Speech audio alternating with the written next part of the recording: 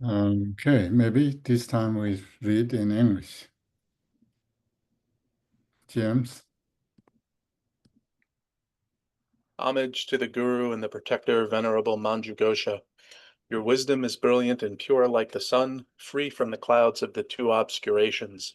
You perceive the whole of reality exactly as it is, and so hold the book of transcendental wisdom at your heart. You look upon all beings imprisoned within samsara, enshrouded by the thick darkness of ignorance and tormented by suffering, with the love of a mother for her only child. Your enlightened speech, endowed with 60 melodious tones, like the thundering roar of a dragon, awakens us from the sleep of destructive emotions and frees us from the chains of karma.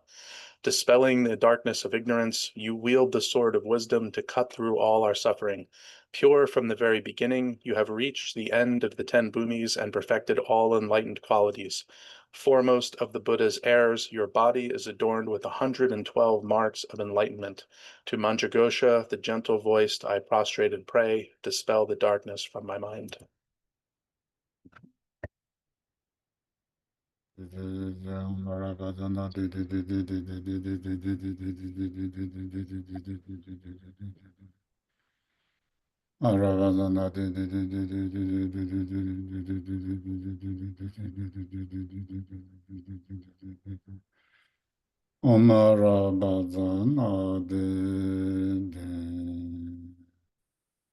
With all of your kindness and love, let your wisdom's shining light clear the darkness of my ignorance once and for all. Grant me, I pray, the intelligence, the brilliance to understand the scriptures, the words of the Buddha, and the works of the masters. And whenever I wish to look upon you or ask of you anything at all, Lord and Protector Manjushri, let me see you without any hindrance. Maybe in Tibetan and English both. Lama Jano, Lama Jano, Lama Jano, Yingwe Debe Gezare Jibane, Jabje Chenchen Lama Yarla Shin, Lidan Yomo Drabo Zervaye, Garwa Engen Pa Dalai Jubicher, Jehovah de Jin Kulu Jende Jo Randan Xin Xin Kunjan Xin Zo. O Lama, care for me. O Lama, care for me. O Lama, care for me. From the blossoming lotus of devotion at the center of my heart, rise up, O compassionate Lama, my only refuge. I am plagued by past actions and turbulent emotions. To protect me in my misfortune, remain as the jewel ornament on the crown of my head, the chakra of great bliss, arousing all my mindfulness and awareness, I pray. Kunjo Sung De Ye Zawa Sung Zalong Dili Rang Yin Xiang Jo Sen Ngo Rang Yin Tu Ji Jing Ho La Xiang Jo Ning Bu Far Jab Sin Chi. In the three jewels and their essence, the Sugatas, in the three roots, Guru, Deva, and Dakini, in the nadis, vayus, and bindus in their nature, bodhicitta, in the mandala of essence, nature, and compassion, I take refuge until enlightenment is fully realized. In the three jewels and their essence, the Sugatas, in the three roots, Guru, Deva, and Dakini, in the nadis, vayus, and bindus and their nature, bodhicitta, in the mandala of essence, nature, and compassion, I take refuge until enlightenment is fully realized. Oi, na tsoe no ai chen de zhen ri ji, kurba lu gu jin de jan be an ro, rang re wu se re yin seng er se re je re, je me ji yin an, sem ji do. Oh, mesmerized by the sheer variety of perceptions which are like the illusory reflections of the moon and water, beings wander endlessly astray in samsara's vicious cycle. In order that they may find comfort and ease in the luminosity and all-pervading space of the luminous expanse of awareness, I generate the immeasurable love, compassion, joy, and equanimity of the awakened mind, the heart of bodhicitta. 觉来觉我西心得，一心应来之别来，我从这边前在了。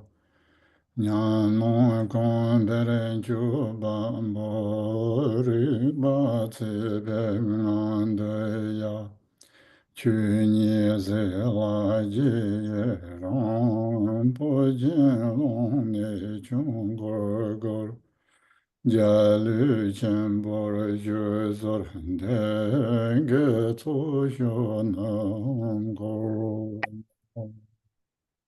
Ho, like bubbles appearing on water, all of you deities arise from the space of primordial wisdom before us.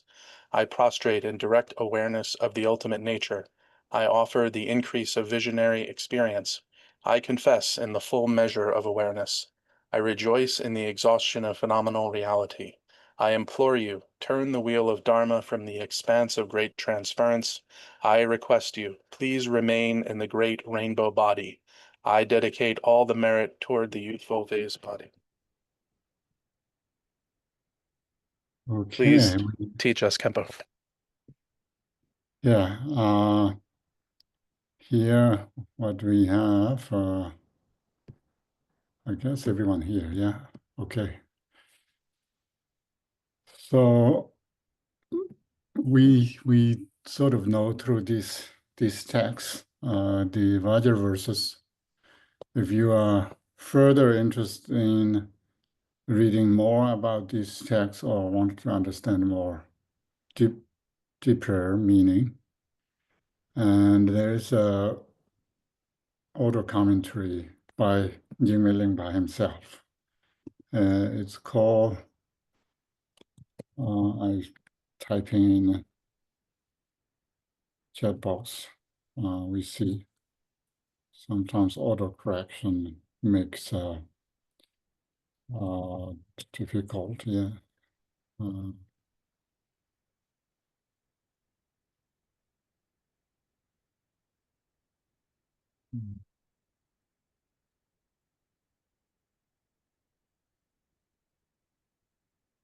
I think this is correct one, but I don't see translation in Lotawa House. Maybe have exist somewhere in a different translators, different translations could be. If you want to read that text, we you can do that. This is called tender, which means commentary sort of more meaning oriented. It doesn't necessarily maybe go through word by word, but it's you can see Longchen James Longchenpa's commentary, auto commentary on the Qing Zhu is also not really word by word commentary. So similarly, maybe these texts goes in that way. And that's if you want to do further readings and practice. Yes, James? Kempo, there is a commentary on Lotsawa House. I wonder if you're familiar with it, and if you recommend it. I'll look for the one you just mentioned, but in the meantime, this one is available. I'm just curious if you're Of course, anyone is available, but I'm thinking the auto commentary itself first. Maybe we need to look at that. Um, is more important. Yeah, of course, anyone want to read more on this, you can read any any commentary, but the most closest commentary by Jigme by himself. So that is another important thing. I'll do And my then, best to find it. okay, and then we can look at our text.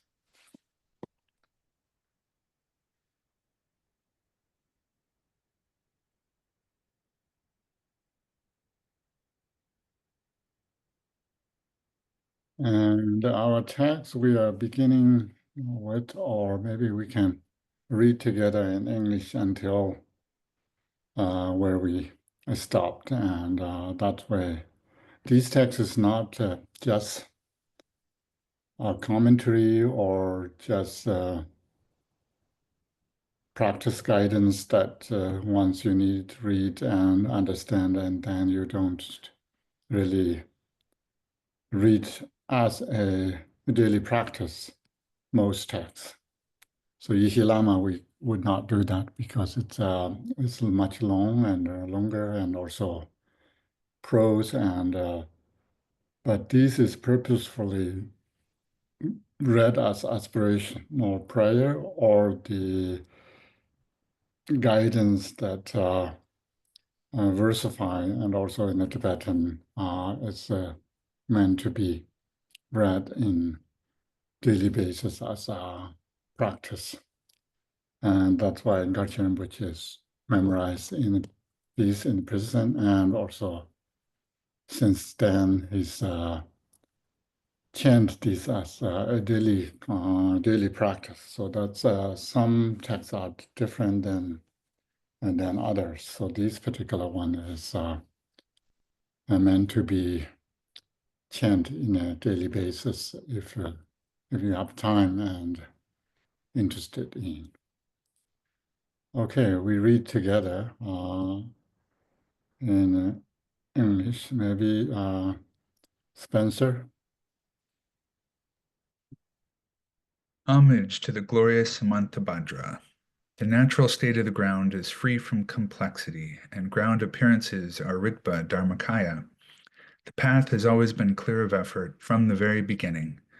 When this nature itself is realized, it is the great source of freedom. When the result itself is present as cause, the fruition is not something separate and set apart. Settling completely is calm abiding, shamatha. Any sudden arising is Rigpa's own radiance, and vivid awareness is insight, vipassana. Directly upon fading, there's primordial experience. Remaining genuinely is the Dharmakaya, accompanying awareness is the Sambhogakaya, and the non-duality of stillness and movement is the Nirmanakaya. This is what we call the three Kaya Rigpa. While remaining at ease, there is no clinging to experience. Vivid movements of mind are freed, ungraspable. Liberated in vivid clarity, there's no post-meditative state of mind. This is what we call the spontaneously present three kayas. Without any deliberate view, it is beyond dullness and agitation.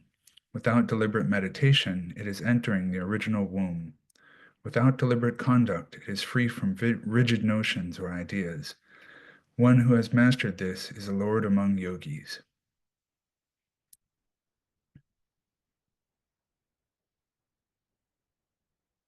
Sorry about that. I have to bring up a different version because I put notes in the original one.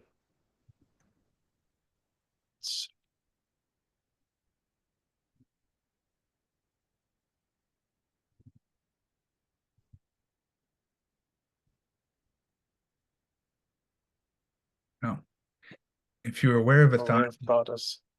oh, go ahead, James. You want to? No? Okay. If you are aware of a thought as it suddenly appears and can sustain the continuity of recognition, that is insight gone astray in character. It can also be referred to as post-meditation, but it is not the freeing of thoughts as Dharmakaya. We must cut directly to the source. Rigpa has always been free from conceptual elaboration. Conventions such as view, meditation, or conduct, and any clinging to them is cleared away without basis or origin. Good thoughts, bad thoughts, and those in between, without slipping into any such categorization, are freed upon arising, without any agent to make distinctions. As long as awareness does not lose its own ground, there is no need for anything more than this. Even if you were to meet 100 scholarly monks, 1,000 siddhas, 10,000 translators and pandits, 100,000 instructions, or 1,000,000,000 treatises, still there'd be no call to clarify uncertainty or doubt. Samaya, let the signs be absorbed. To my only son, Khyentse Odzar, this was given by this month of Vajra of awareness in the manner of a transmission of blessing and realization. Do not show it to anyone, but conceal it in your heart. Thus, in the Akanishta cave on the 26th day of the month of miracles, at a time when the Dakinis gathered during my dark retreat, I set this down on a side of precious paper. This profound oral transmission is sealed with Atam. Only this, only this. The contents are elaborated upon in the words of the Omniscient One.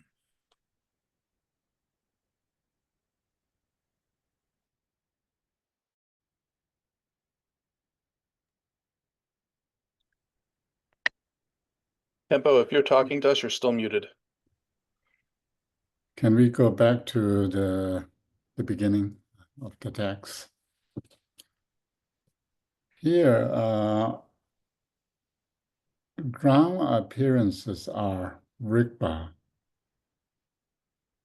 Dharmakaya. Of course, that's is logically it's usually different, a little bit different. Because ground and ground are presencing or ground appearances, which means a manifestation. And Dharmakaya is usually referring to the primordial stage where no appearances come yet. So if English readers, this is, I was a little bit wondering, is the Hinong is in ground appearances, which is sort of manifestation. And then, of course, if that is the Rigpa, I mean, R means equal sign. So ground appearance is equal to Rigpa Dharmakaya or Dharmakaya itself. It's a little bit, or how to say, it's not, and conceptually, it's a little bit, doesn't line up correctly if we treat in that way. Of course, in the Tibet, we don't have verb. Usually, don't we have doesn't provide verb like R here. If we would put verb R here, and then also we have we don't have this dash between ground and appearances. So that's interpretation. Whether it's saying ground is appearance or appearances of ground, and that's we could treat, especially the Rigpa is Dharmakaya or something. These two are totally different. Either we can treat as a natural state of ground is free from complexity. That is Dharmakaya, seems. But the ground appearances, it's contrast with this natural state of ground, which is free from complexity. Appearances are sort of a complexity that manifestation and also elaboration of the whatever we call eight doors or the appearances arising from the ground. That usually appearances are what we call a dynamism of Rigpa or the display of Rigpa. But when we say it, appearance itself is Rigpa, it's another. We need to understand what does that really mean. Or it's saying the appearances of ground arise due to the Rigpa, or Rigpa itself is a one type of appearances of ground that rise from the natural state, Dharmakaya. But in order to make totally sense here, now we all specialists on the Dzogchen, so we should know what Dharmakaya is and what appearances of ground or ground appearances and what is Rigpa. So these are why we need these terms are separately and how we can treat here. You can think more about that, and then our next Saturday meeting, maybe we um, can make that. How do you make in English? How do you make sense in even the ground appearances are appearances, and Dharmakaya is not appearance. And Rigpa is also whether we can or Rigpa is just Dharmakaya. But I'm just telling you that this dash and verb to be verb are just translations choice to make sense, but making sense is difficult because these stages are a little bit different. Dharmakaya is non-dual primordial purity, free from complexity. And then Sambhogakaya is somehow that of Dharmakaya as dawn or rise or Kempo, I'm sorry, you faded out for a minute. Could you repeat what you said? Sambhogakaya is what? Sambhogakaya is a manifestation or the radiance of Dharmakaya. So that's why we need to make levels of the essence, nature, and the compassion. So there's 3 steps to appear to us. And of course, then English is writing in English, making sentence doesn't necessarily mean or is making sense to us. If we read carefully, that's what I want to point out. We can discuss this on this line, how English make sense to you rather than just bypassing reading English. And if we think about, or we can try to understand what does this mean, then it gives us a little bit nuances of what Rigpa is, what Dharmakaya is, what appearance is, and what is ground. So there's mainly 4 components, but here grouping ground appearance, Rigpa is Dharmakaya, but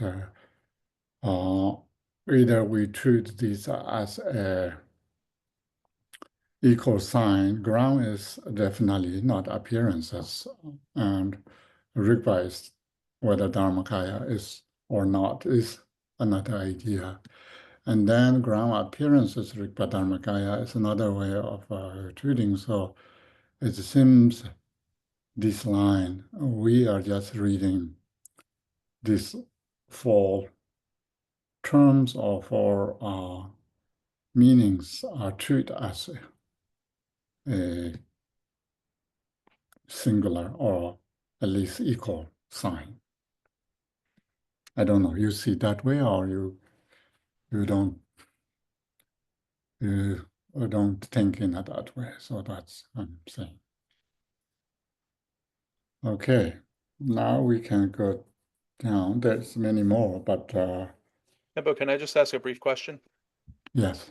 So are you saying in the Tibetan it's just Jinang ground appearances and then Rigpa and then Dharmakaya? No, nothing connecting those terms. No,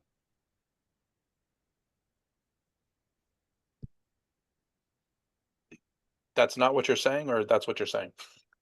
that I'm saying. Okay. Okay, thank you. I think the Chinese translation is the reverse. The Chinese translation seems to be saying that Dharmakaya, Rigpa Dharmakaya is the manifestation of the ground, or is the appearances. Yeah, that's why I'm saying it's same. If reverse, it doesn't matter where you put these four terms are putting an equal sign, which means ground is equal to appearance, appearance equal to Rigpa, Rigpa is equal to Dharmakaya. That is if if we know the Dzogchen terminologies and the meaning wise, it's a little bit difficult because Tibetan doesn't provide verb. That verb is inserting here, and the dash are also providing here. So lines we could read Dharmakaya dash Rigpa, appearance dash ground, or ground dash Rigpa, or Rigpa dash appearance. It doesn't really matter. It's here, this structure, or where we put first or a second, it's equal sign. That's just, yes. Sorry, some people in the chat are asking if you would explain how you understand it or discuss how you might translate it. No, I just want you to think we all Dzogchen specialists. So please think about that. I want you to understand. Sometimes seems in English speakers we could miss that in our Nugong prayer. This Nama Nangsi Namdak Lama. That seems offering ground is another issue and so forth. Anyway, that's can we offering ground? That's the issue. Is ground is substance or not? Even a substance or attainable or conceptualizable and so forth. So think about that, and if you cannot think, then it's even better, maybe. Yeah. So, but once English sentence put in one direction, that's we don't have much choice. Then reading on this sentence is a little bit difficult. That's why there was one time we have this group of people talking about Chunying translation. How about we just ignore all these propositions, verbs, and everything what English sentences put if we take all out, which most of the time in the Tibetan Chunying is, and then how it comes when you read without verbs and propositions. Then would be different than already provide, which doesn't exist in Tibetan, means then we are already making that as a rigid one way of reading. If we want to take out all the verbs and propositions in a sentence, then it's not really sentence, but then how it gives us meaning.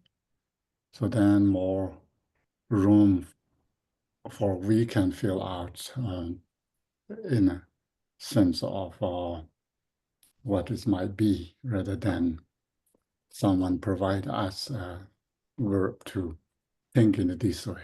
So that is option what we have. Of course, then we are busy with others, so maybe we don't have much time to look at this. So that is one thing we could think about. But then otherwise, this text is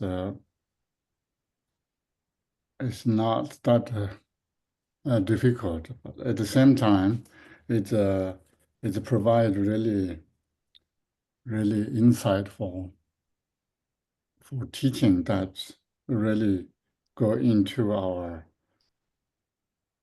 practice. So mainly, what kind of meditation we are doing? Do we recognize Rigpa and settle in or rest in that nature, or we just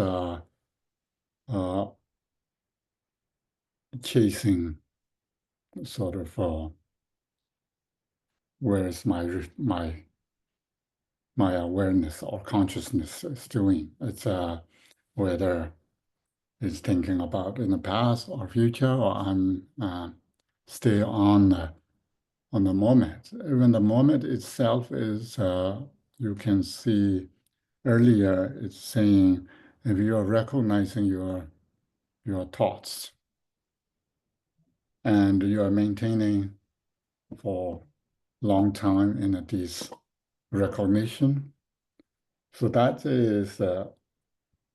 is not a correct understanding. Here we say, yeah, if you are aware of or notice your thoughts, momentary thoughts, as it suddenly arise, that's usually most meditations we do, we first need to recognize our thoughts. So here we discuss more on the Nenju Rikson, Neva, the abiding, Jua, movement, and Rigpa, notice or aware or cognizing that what our mind is doing. These three are more the Mahamudra preliminary practice. How do we observe our mind? First, it's not the main practice of Mahamudra, but it's more how we observe our mind. It's good to know that what we are doing, but as soon as we are focusing on that, maintaining that part, is then it's same thing. We can focus on anything. It's there's no differentiations between we're recognizing our movement of our thoughts, or we just recognizing in front of our table there's maybe cup or empty or full. It's same thing. And the Dzogchen insight or the Vipassana is not that. It's have to free of thoughts, become sort of Dharmakaya. Means free from elaborations. So that is the actual Sangtong in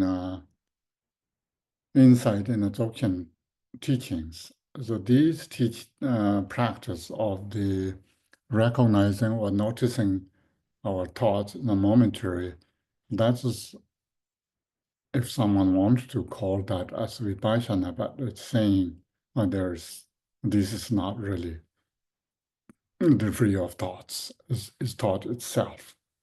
So that sometimes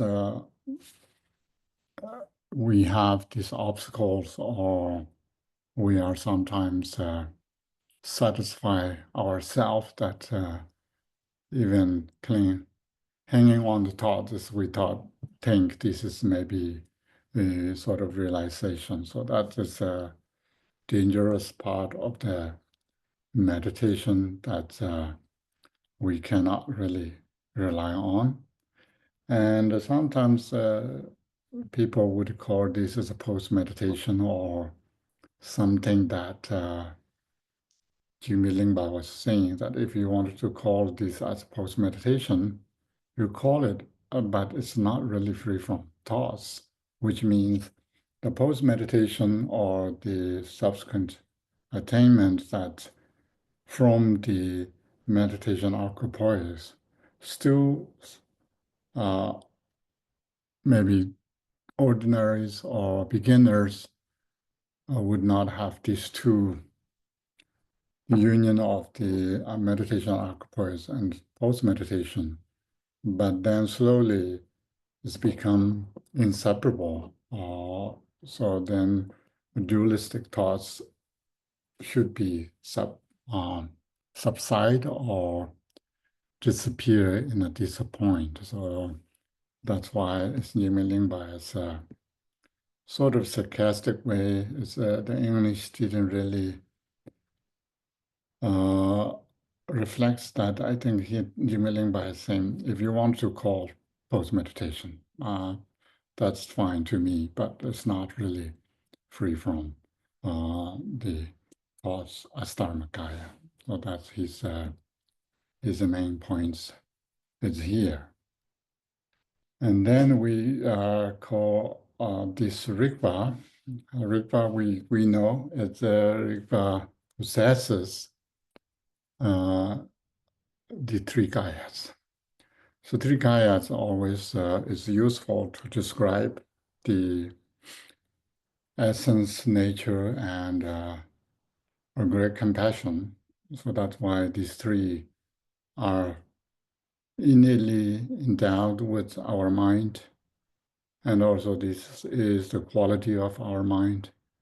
And these could also sometimes we can relate to the Toga practice, which is called Kusum Lamnam, or the three kayas appear on a path, or three kayas are the appearance of paths. So that's why in the Dzogchen Toga practice, these three kaya or the visions are the three kayas. That's why it's important to know and also to practice how these practice become so powerful in a Dzogchen practice. And where we stop, do you remember?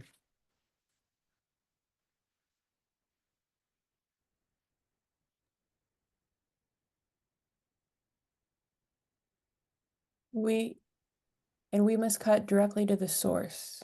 And that was the last. Okay. So you can see here, we talk about these texts. It's not talking much about Toga practice, the direct transcend practice, but more to practice. Usually we see Chunyingzu and these texts and other texts all more about the settling, resting Rigpa. And also Kundu Sambo's prayer, we discussed that in Seattle also, how we, once we have our emotional thoughts arise or afflictions arise, how we can engage with that, engage or disengage with that to settling the Rigpa or resting in the Rigpa to disengage whether hatred, jealous, or anger, or anything arise in our mind. Once we disengage and rest in the nature of Rigpa, then it liberates itself. Similarly, in Namkha Nyingpo's request, Guru Rinpoche's prayer, we have that how we can settle whether when we see a beautiful form or any kind of form, we are not engaging with that, chasing that kind of form, rather resting and engaging, disengaging with that. It liberates itself. So that's important to sort of understand in Dzogchen teachings, because the liberation is not really sort of transformation. Transformation means transform something. So that's why in lower vehicles, it talks about the afflictions are, or afflictions need to be abandoned. And then Bodhisattva's practice, afflictions could be transformed or utilized.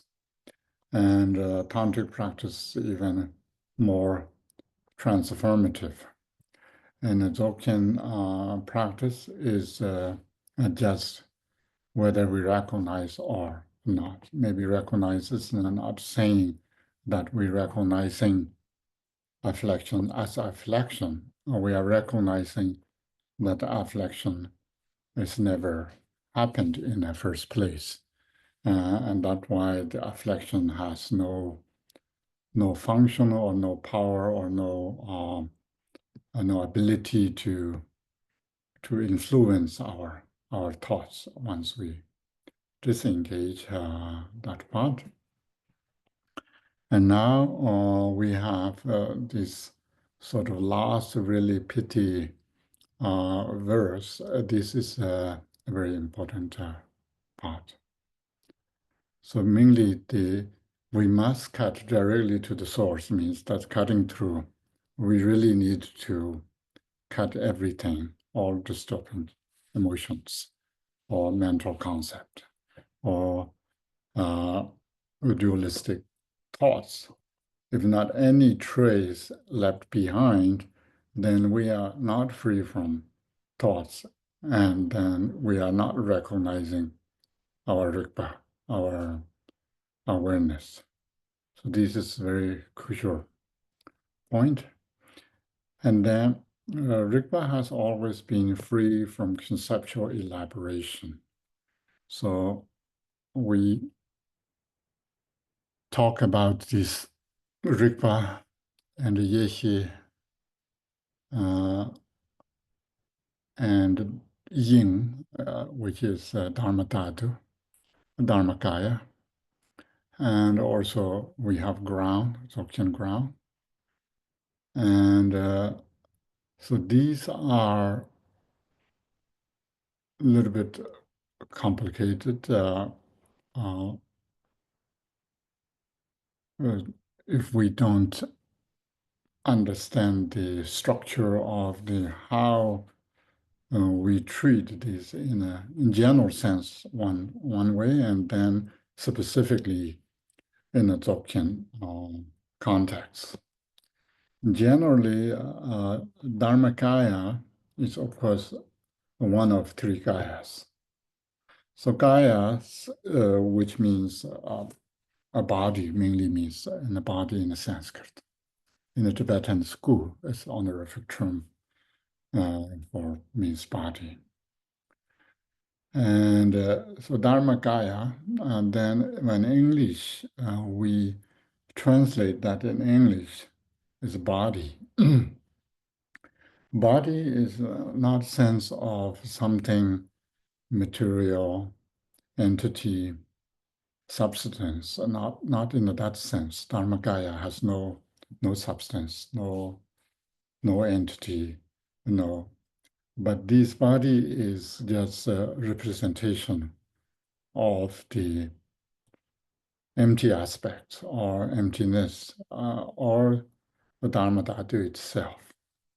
But however, when we say Kaya, which means a personhood, kind of a person who is down with wisdom or the gnosis. I use gnosis, but people often use primordial knowing, which is direct literal translation on the Tibetan. Ye means primordially, no, he means knowing or recognizing or understanding or realizing. And the Yehi, which is in the Dharmakaya, has Yehi.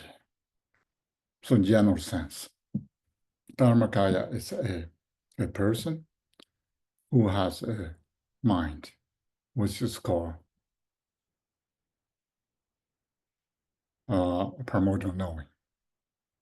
So that's general rule. We need to know that the person who has a mind, and then when we say yin or dharma dhatu, which is dharma dhatu in Chu means dharma dhatu, yeah. So that's dhatu expands or the dhatu, which is not person, which is not wisdom, which means that's its object to be known. To be known means who is knowing, who is knower. Knower is Dharmakaya. Through what? Through primordial knowing, that's mind. And the object is Dharmakaya. What is knowable things there is Dharmakaya. So here, subject, object, and the secondary subject to making sense to us. So therefore, in a Buddhist literature, never say Dharma Dhatu knows everything. No, Dharma Dhatu is to be known. And the Dharmakaya is treated as a person, a Buddha, of course, that is omniscient, knows everything. This wisdom, or sometimes people use as wisdom, Yehi, and sometimes primordial knowing, sometimes gnosis. I like short terms, so it's gnosis is, seems okay, but actually reflects everything. What we have in Tibetan to English is difficult. I think it takes time to understand, adopt. So it doesn't matter what we use, wisdom or primordial knowing or gnosis. So that is the mind which have ability to cognize things and making sense in that way. And then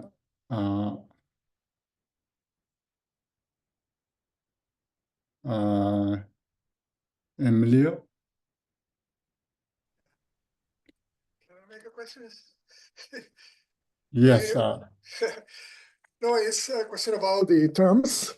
Yes. O sea, Jnana Dharmakaya is the knowing, the primordial knowing. Jnana Dharmakaya. And Swabhivavakaya is Yin, is the meta, is the what is to be known. That is correct? We have three kayas. In a general sense, we Yes. say a person knows something, not the object knows something. Yes. So person, so when we say three kayas, Nirmanakaya, Sambhogakaya, Dharmakaya, kaya means a person. That is knower or the who holds knowledge. Person means. It somehow freeze my my Zoom or your Zoom. We can hear you. Okay. So, Emilio, do you hear me? Yes, I hear you. Yeah. No, the question is about so there are three kayas, but in general, when we Yes. talk about four kayas, then the Dharmakaya could be Jnana Dharmakaya and Soba Vibhakaya. Mm-hmm. And then the Jnana Dharmakaya is the knowing aspect, is what you're saying, that, and the Soba Vibhakaya is what to be known. No. Appears to Kaya means a person. Okay, so Soba And Vibhakaya is a person or is it just the ground? no, everything's person. Yeah, Kaya means person. Person. Yeah. And then how, well, I usually understood that the Sobyabakaya is like the Dharmata, that like the well the Dhatu, yeah? So Dharma Dhatu is an object. There's no Dharma, Kaya. Dharma Dhatu is an object. That is okay. And it's not Sobyabakaya, Anything appears Kaya, is a person, you say, yes. it means person. A So person that, means who possess knowledge. yeah, the Jnana Dharmakaya. Then the term Sobyabakaya look like it doesn't make sense. Because should be Sobiba, o sea, Swabawa, or no Kaya, or Bawa, basically. Anything The appears Kaya okay, means a person. So that's why I'm trying to make sense to you yeah, because yeah. Thank you. it's if not, it's everything jumbled up. That's why in the beginning we have ground, appearance, Dharmakaya, and Rigpa. And everything's levels up, and since everything's can interchangeable, and then there is no directional things. What is subject? What is object? What is verb?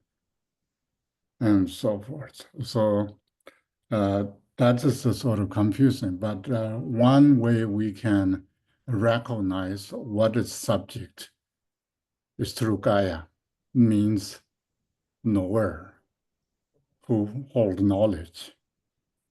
What kind of knowledge? Is wisdom. Yes. One So more. then in the example I was reading, and thanks to you because I'm reading this, they talk about Bawa and Swabawa. Yeah. So Bawa is no person, and so Bawa will be person. That I'm not sure. Yeah, because they well, I need to read it. It's in the yeah. Hold on a second. In the precious treasury or genuine meaning, they Yeah, say yeah, that doesn't matter. This uh, swabab means they say the nature natural itself self. is original pure. So Bawa is originally pure. Yeah. Why Swabhava is spontaneously present. So that in that That case, nature. cannot make through English sense Yeah. through English. That I'm pointing out. Okay. And we read the first line. Does that make sense to you? That can I ask if I can ask that way? No, what we're understanding is that the nature it means like it's not the person. So the Bawa Yeah. and Swabhava is the person. So bhava is not So person. is no person. So bhava means self-nature. Self here doesn't mean person. Self means tree, it has self. Cup, water, it has self. Every swabhava are empty, means every intrinsic nature who holds intrinsic nature, which holds intrinsic nature is empty. So that's why swabhava shuddha, yeah, shuddha means pure or empty. That's all swabhavas, any intrinsic natures or never exist. That means it's not person. So I'm just giving you this Gaia is the marker. Is body means what body? Body means personhood. Yeah. Thank you. Yeah. Think about that. Then we can discuss more. Chinru? Oh, thank you, Rinpoche. Just to clarify, so I heard you say, so Dharmakaya is a person endowed with primordial wisdom or gnosis. So the relationship between Dharmakaya and Dharmadhatu and Yishi is Dharmadhatu is the object to be known. So the knower is Dharmakaya, and the knowing is accomplished through primordial wisdom. So Yes. Dharmakaya knows Dharmadhatu through Yishi. Yes. And what we say, this is maybe a very bad example. Dead people are not really people, but we can say dead people. Doesn't meant to be doesn't have conscious. So therefore, dead people who doesn't aware or doesn't have feelings to from the sensation from the body due to the absence of mind or consciousness. So when we say Dharmakaya is a body or a personhood, and then it's not dead person, it's alive. Why? Because it has wisdom, primordial knowing. That wisdom is primordial knowing. And what purpose? Why Dharmakaya need a primordial knowing or the gnosis? Because they need to know Dharmadhatu. But we don't say Dharmadhatu knows Dharmakaya. So I'm just making a simple sense. Sometimes it helps in the future more Dzogchen literatures. Or still, we have this sentence structure or the making sense concept. There is the knower, there is knowables, there is the knowledge, and so these three are. We cannot just mix together to say, oh.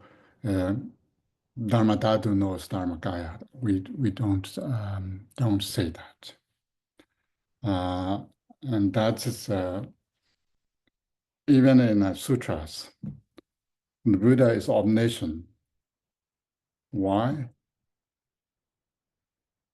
Because he or she has the knowledge that knows everything. What does Buddha know? Two types of phenomena: ultimate reality and conventional truth. Does conventional truth and ultimate reality know Buddha? No. We don't reverse in that way, in a common sense. Similarly, up to Dzogchen and all the way to the Dzogchen in a tantric level, the deities knows phenomena. Deities has wisdoms, Yishi or the Shira, and or the mandalas and other structures. We don't say mandala knows deity, but deity knows mandala.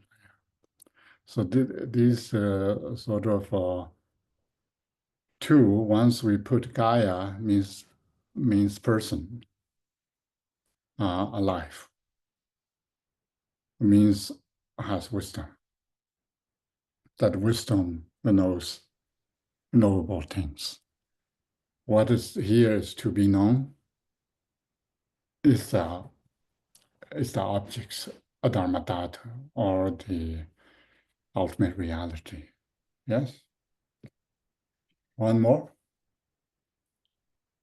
Maybe I let Emilio go first because you also mentioned ground earlier. But maybe Emilio, you go first. Yeah.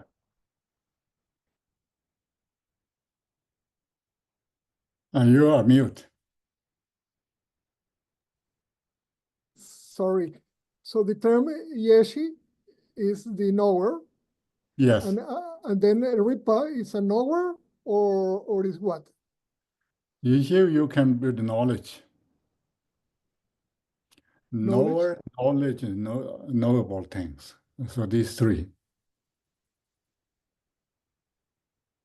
Knower, knowledge are knowable things. Yes. Okay. And but in other class you say, not in this group, you say that awareness is like an on-off. Sometimes we're aware, sometimes we are not aware. But yeshi is always present, is always knowing. That I want to emphasize because this next verse is start with awareness. Okay. We can't talk in there. Yeah. Okay. Thank you. Okay, Cheryl. Okay. This is very conceptual, but you also mentioned ground. So would you say subject and object, actually there's no subject and no object in ground because ground is all encompassing? Yeah, but ground is a knowable thing to be known. Knower is usually sometimes we call view. So view knows should be understand correctly ground. Ground is to be known. And view means a person's understanding or ascertainment, which means person is imply. So the practitioner is the knower. View is knowledge that matches to a knowable object, which is ground.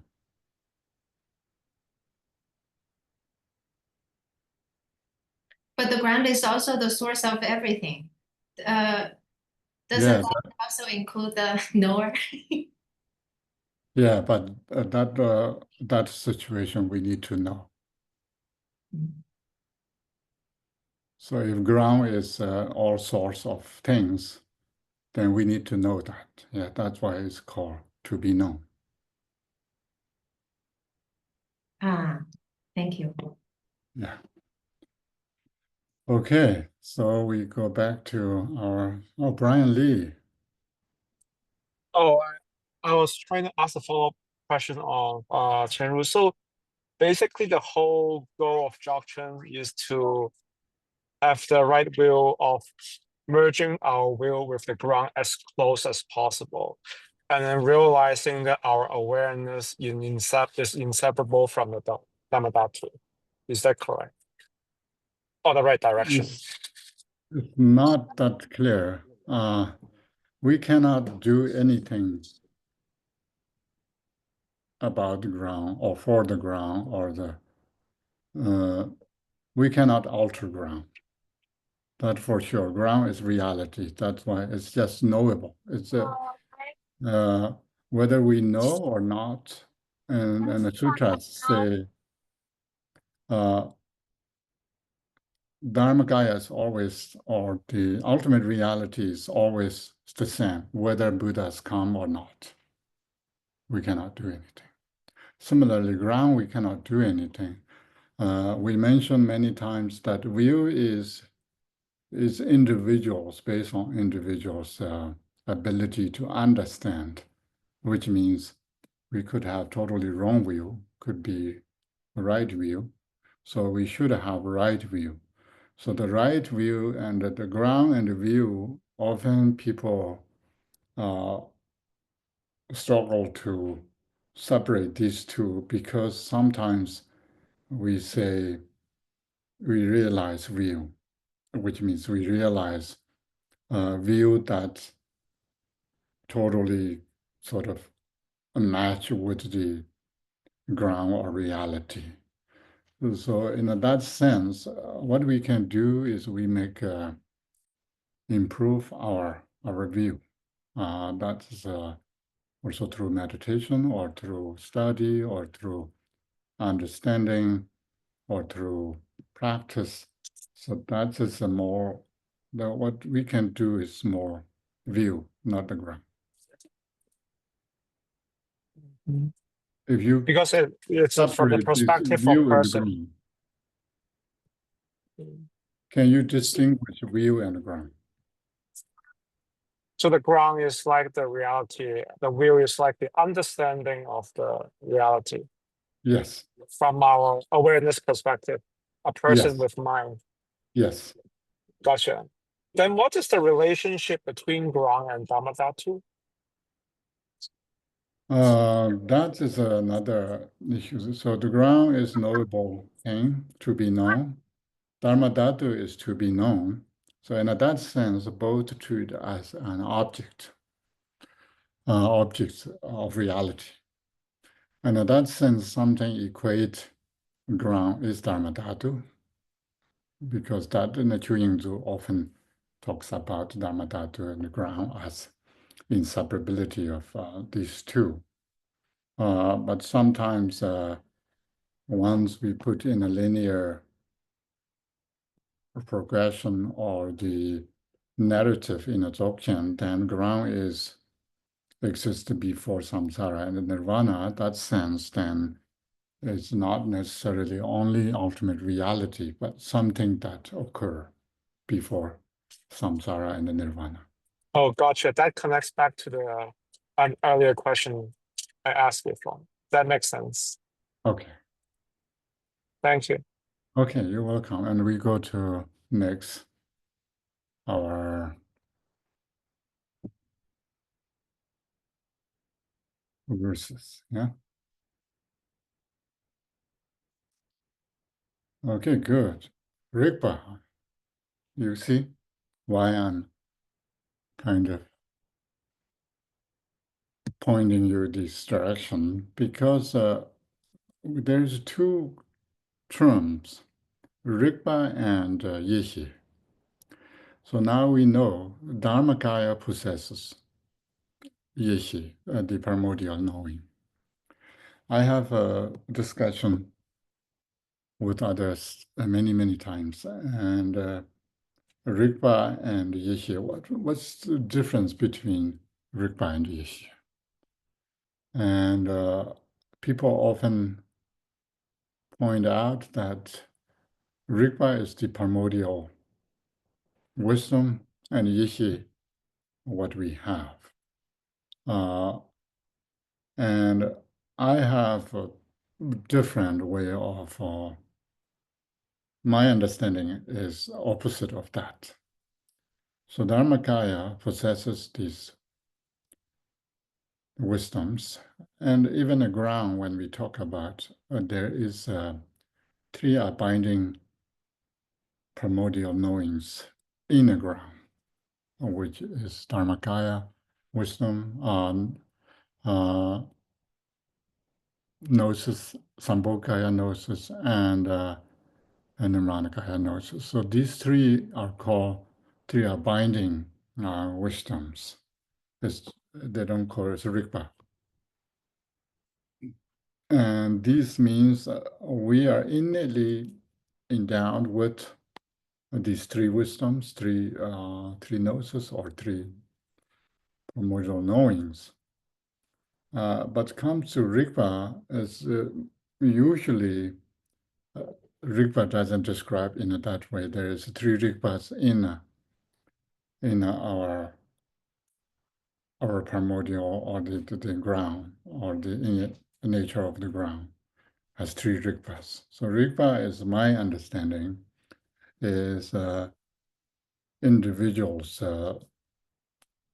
awareness, intrinsic awareness. Maybe people translate in many ways, intrinsic awareness or sheer awareness, or whatever you want to call. The Rigpa, mainly Sanskrit term, is coming from Sanskrit. Vidya. Vidya is just Rigpa. And what Rigpa means is Rig means cognizing, to cognize or cognizing. So Ba, the cognizing one, cognizing thing or cognizing, which is a mental a mental state that cognize things. That's called Rigpa. So what's the difference between the two here? Earlier we have questioned that the Yehe, Ye, the primordial, which indicates that this Dharmakaya wisdom, Yehe, which is primordially knowing. There's no unknown stage in this Dharmakaya wisdom. However, our Rigpa is obscured by our conceptual thoughts and become unaware. In Tibetan, ignorant is called Marikpa. So Marikpa means unknown or not knowing. The Ma is negation. So Rigpa here, unaware, that's just called ignorant in the Tibetan Marikpa. And so you can see in a person practicing, and the Dzogchen is a big deal here. In India, we have a Brahmana tradition. We have Sosamvedana, which is people sometimes translate self-awareness, self-awareing, or reflexive awareness, whatever we call. But our mind innately cognize or understand or aware that what our mind is doing, because we don't need to ask other people to say, do I know these things? Do I see things or do I hear things? When we hear, our mind have ability to cognizing it, and that's called reflexive awareness or self-awareness, self-aware. So same term, but Dzogchen has much more sort of profound meaning here, is that these innate awareness, innate intrinsic awareness, which is the nature of our Buddha nature, or Buddha nature itself. And that is awareness as well as it is also objects of awareness. So here you need to pay attention. Before we say a knowledge is knower, not the knowable things. When we separate the Dharmakaya to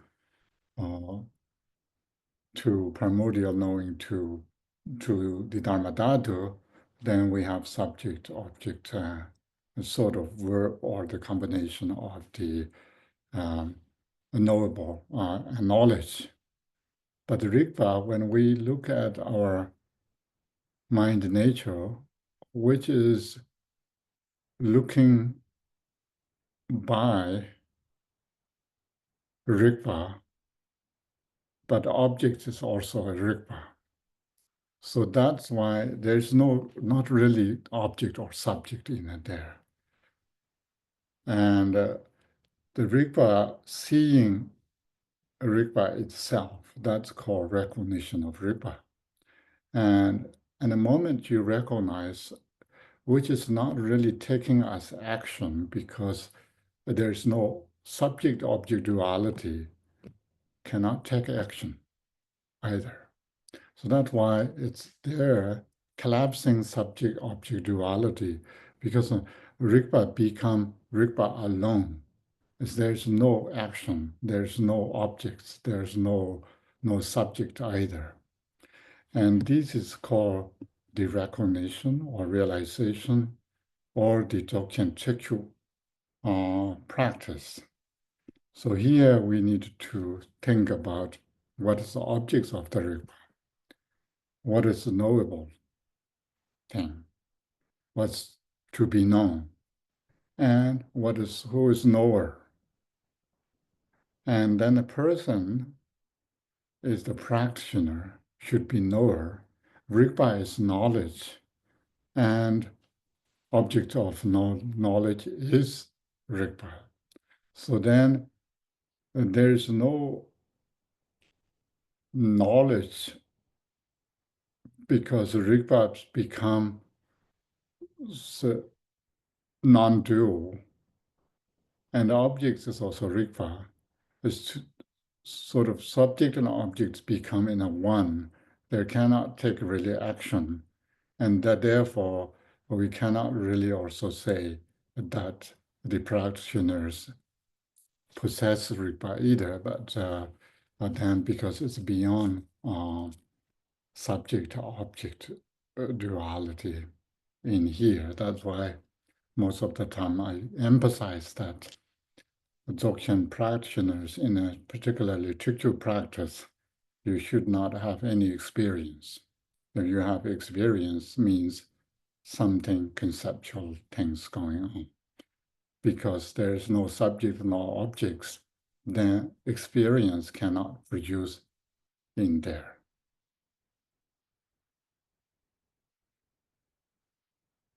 If that's clear. Okay. So Rigpa has always been free from conceptual elaboration, means our Rigpa is beyond these elaborations that talking about the nature, innate nature. Conventions such as view, meditation, or conduct, and any clinging to term is clear without a basis or origin.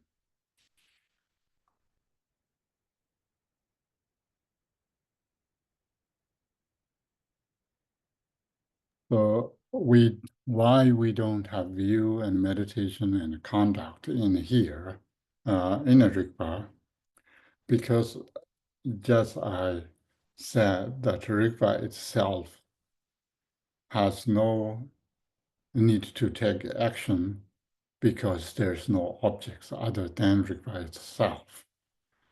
Which means then view means you believe in something or you are understanding something.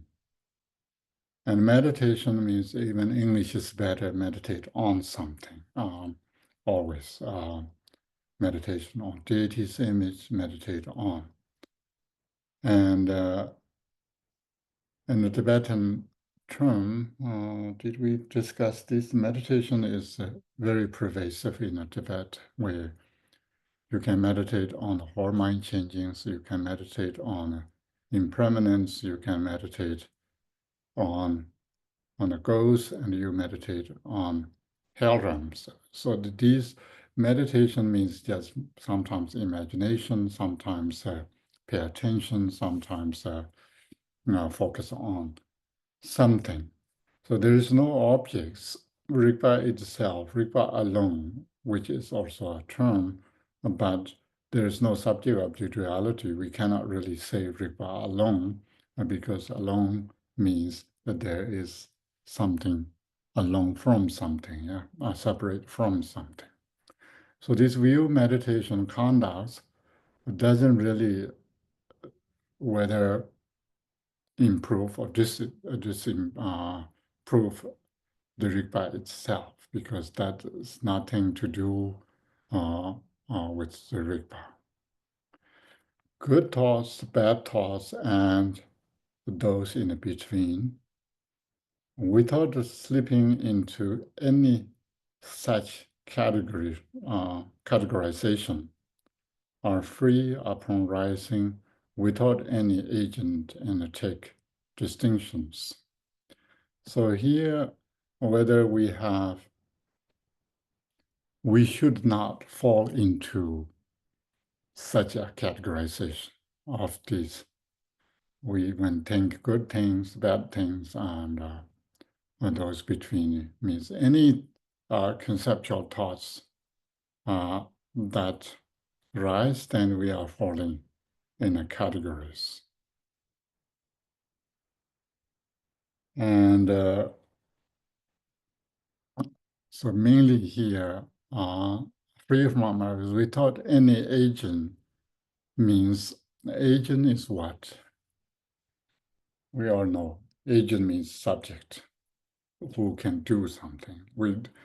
Conceptually, we could put Dharmakaya as agent who understand, who realize the Dharma Dhatu, who has knowledge, the primordial wisdom. So without any agent, means Rigpa itself, there's no agent. Rigpa is not an agent because an agent means subject-object duality to understand or realize or recognize agent subject to know knowledge to knowable things. So there is no three things, there is no objects, and then there is no agent because what act with the objects. As long as awareness does not lose its own ground. So what we can do is rest or settled in a Rigpa, they call inseparably. So Rigpa is become alone. That's why it's called naked or sometimes raw or naked in the Tibetan Rigpa Jemba. Jemba could be raw, could be naked, which means there is no subject or no object. So that is Rigpa become a naked. There's no need for anything more than this. So Dzogchen practitioners should not have anything more than this recognition of Rigpa, which we are using recognition, but how to meditate, looking at your back of your head. So there is the cutting through meditation, and there is no subject-object dualities are involving. So today maybe we can live here so you can think more, and of course sometimes thinking is bad, but sometimes thinking is very good for the practice. So we have one or two more questions we can go through today, and then you think about, and then we can do next Saturday again.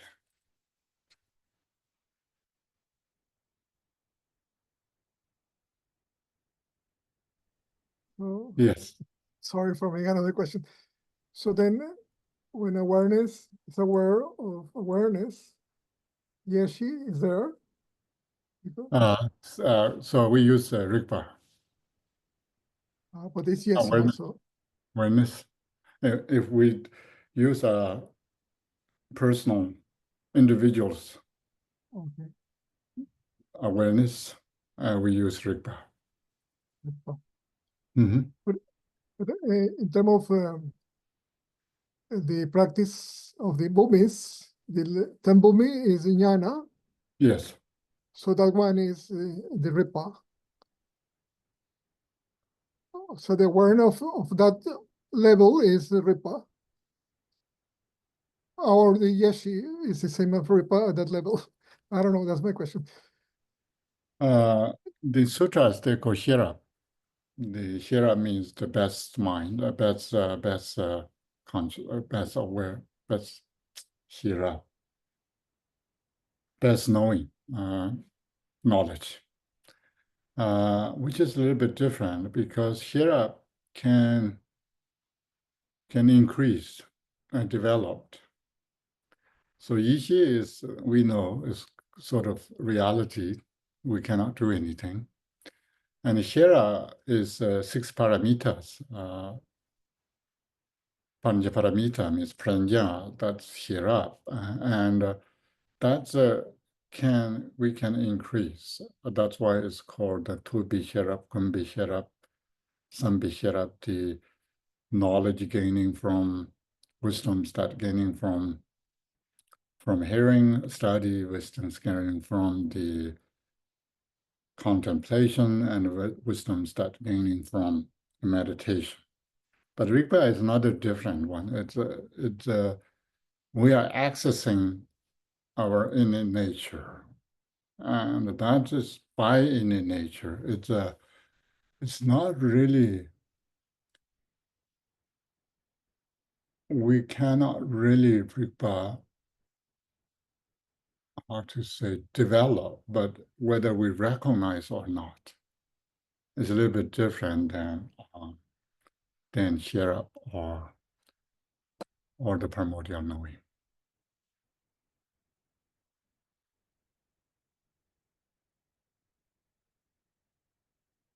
Yes, Ted? Would it be accurate to say that Yeshe is to Rigpa as the ground is to Tathagatagarbha or element? If that Yeshe is Rigpa. Yeah. Yeshe relates to Rigpa as the ground relates to Tathagatagarbha or / the element, what's sometimes called the element. Yes, Tathagatagarbha and ground are, because Buddha nature sometimes called ground, which is maybe basis, samsara and nirvana arising from the Buddha nature. That's what we can call, yeah, that is already in there. Tathagatagarbha is more reality, what we have, and or more sort of to be known. Rigpa, you can see isolated individuals, intrinsic awareness that is part of our nature and part of our mind nature and part of Buddha nature and part of our cognitive nature. That makes sense. I think just to clarify I've heard the Tathagatagarbha or Buddha nature sometimes referred to as the element when the personal aspect of it is being specified, that everyone has Buddha nature. When we're talking about the element of Buddha nature that everyone intrinsically possesses, it's sometimes called the element. Yeah. That's a translation I've heard.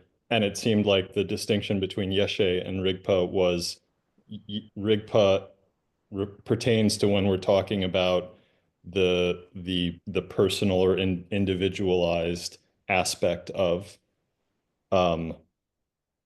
Yeshe as something primordial and transpersonal. Yes, and also the element part is already in Sanskrit. The Buddha nature text is called Buddha nature is called element, and then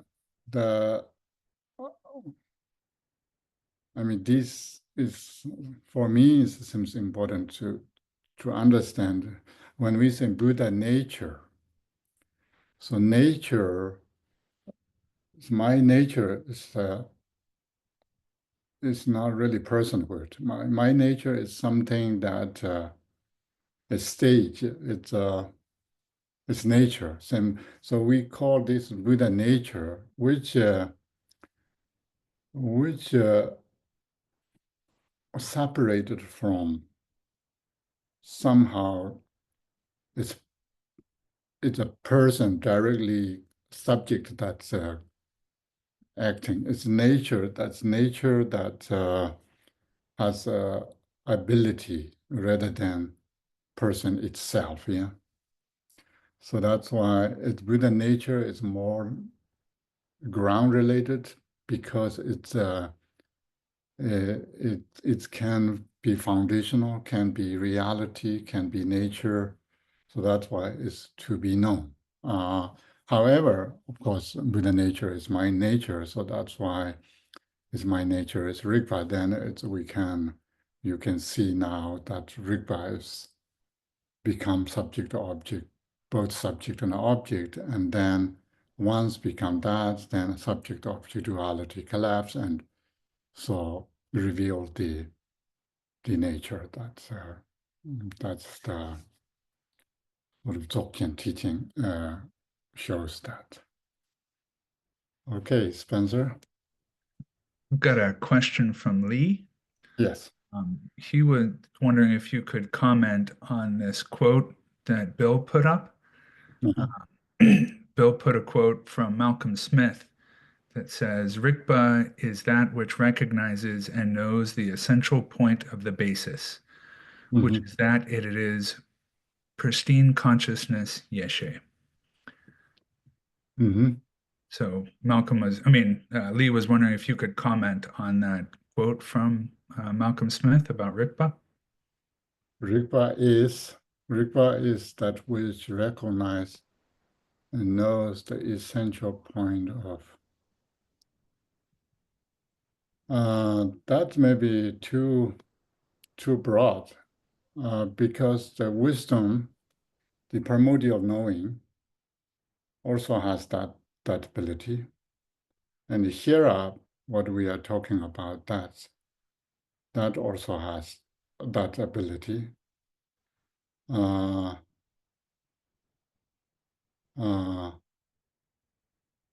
So I'm here, so pointing out that generally doesn't really much difference, because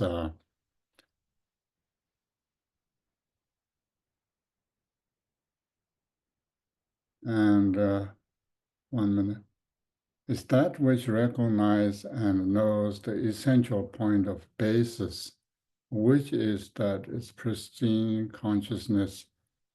So here is the problem seems the basis is pristine consciousness awareness, or the essential point is cannot be yet. As the basis is pristine consciousness. Is that how you understand, Bill?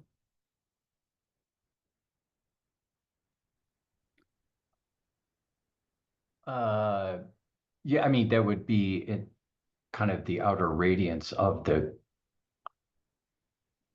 basis would be pristine consciousness, something that we can know.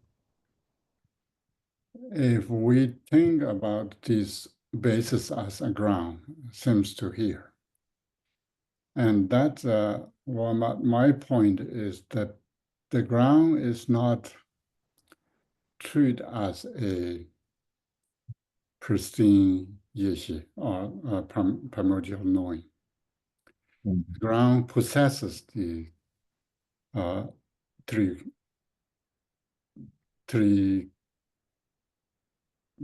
primordial knowings, which is a little bit different.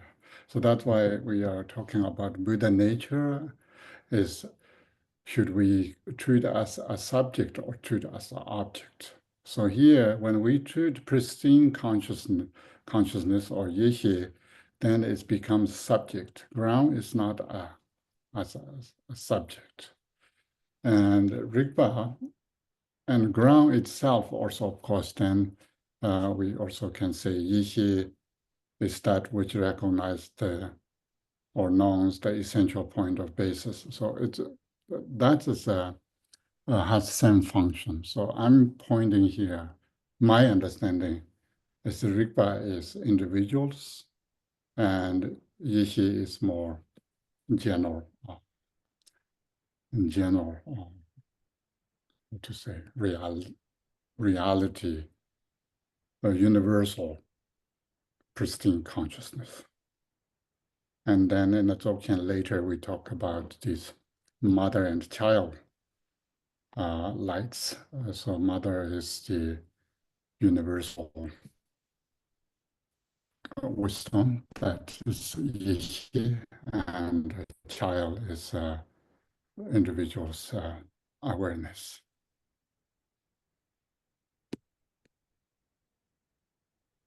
Okay, that is our, thank you for bringing those up, and when we can think more about those and slowly wrap up our Vajra verses and think about kind of final juicy questions. If you have, maybe we can extend one more week. If not, maybe next week we can wrap up, and then I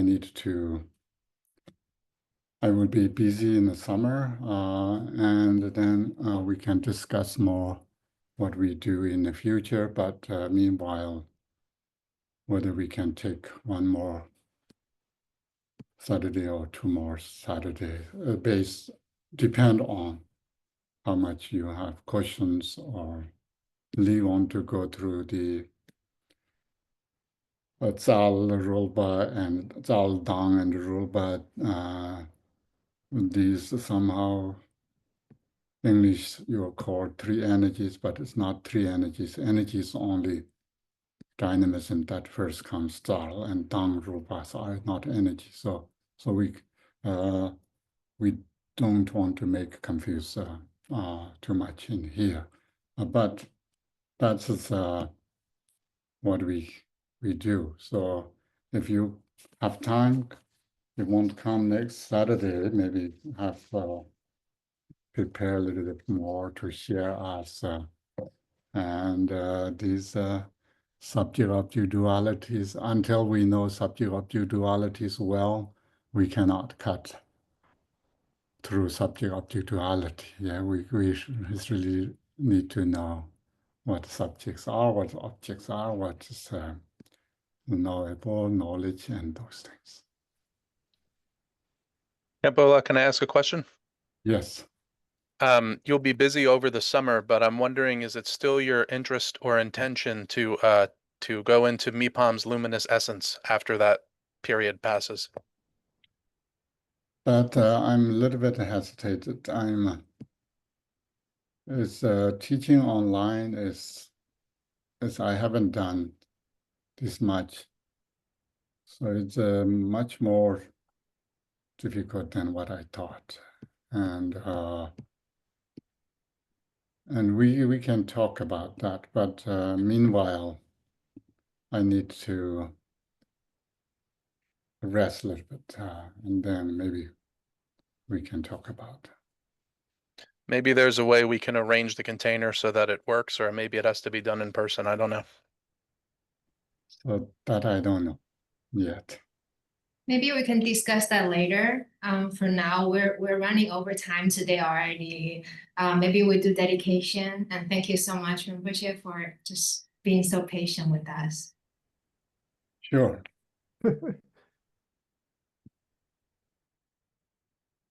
Den zong du zong za bi ge za gun, ten re za ba me be yi shi je, gu zong yong da jen bu ji da ne lo zo ba jen bu long do.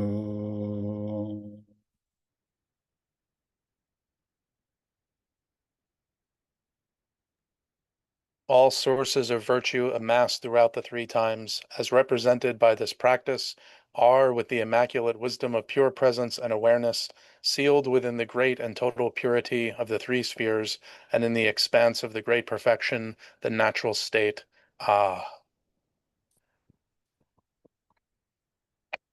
Orden zawe lama rinpoche daki jeora peme den jola gari jembo gune jison kusun toje nguro zardo zo.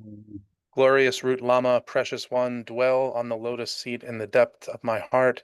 Look upon me with the grace of your great compassion and grant me the attainments of body, speech, and mind.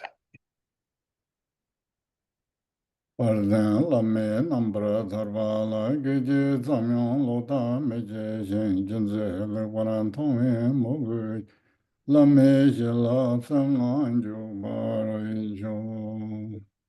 Towards the lifestyle and activity of the Lama, may not even a moment's wrong view ever occur, and may I see their every action as a teaching for me. Through such devotion, may the Guru's blessing fill my mind.